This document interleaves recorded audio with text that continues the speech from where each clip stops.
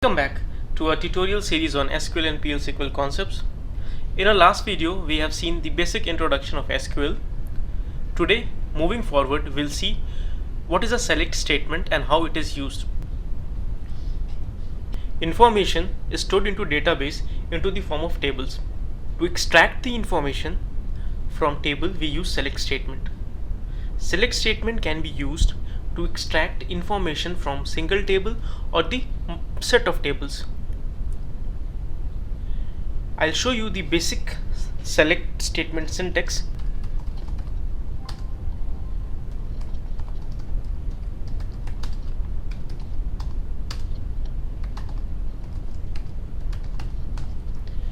So select statement is followed by the from clause. The from clause specifies from where the information has to be extracted. So there you have to provide the table name, and then select statement is followed by the columns name, that is what columns information you require the table. By seeing at the syntax, it might seem that select statement is very simple, but it can become quite complex when it is combined with the clauses such as order by, group by, having, where clauses and joins. We'll be dealing with each of them in our upcoming videos. Today we'll be only seeing the select statement and from clause. So I'll show you a table.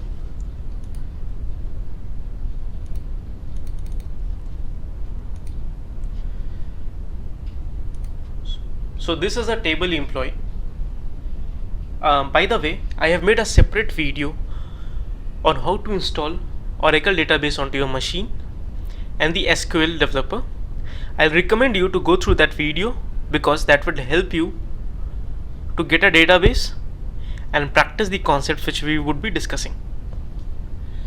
So coming back, this is our employee table.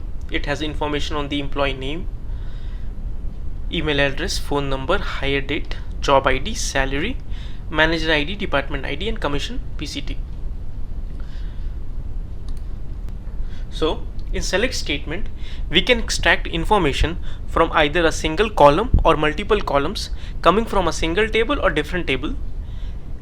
There may be various conditions may also be considered, which will be dealing in the clauses mentioned on the screen when we'll go into the detailed videos of each of them. We'll be extracting a single column here. Select first name from employees. So this select statement extracts the first name from the table employee. So there may be a second variation of the select statement where we'll be extracting multiple columns such as select first name, last name, and salary. So the different columns to be extracted are separated by using comma, and we end the SQL statement by using semicolon. So we'll see that, and so we'll run this and see. So we have now the information on the first name, the last name, and the salary. So there might be scenarios where you don't know what are the columns available into the database for a particular table. So in that case, we can use star followed by select statement. This star extracts the information from all the columns into the table.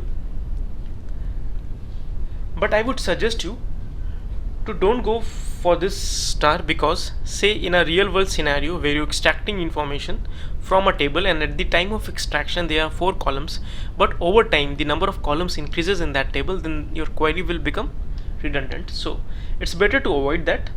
You can use star for ad hoc and small queries. I hope select statement is clear for you. See you in the next video. Thank you.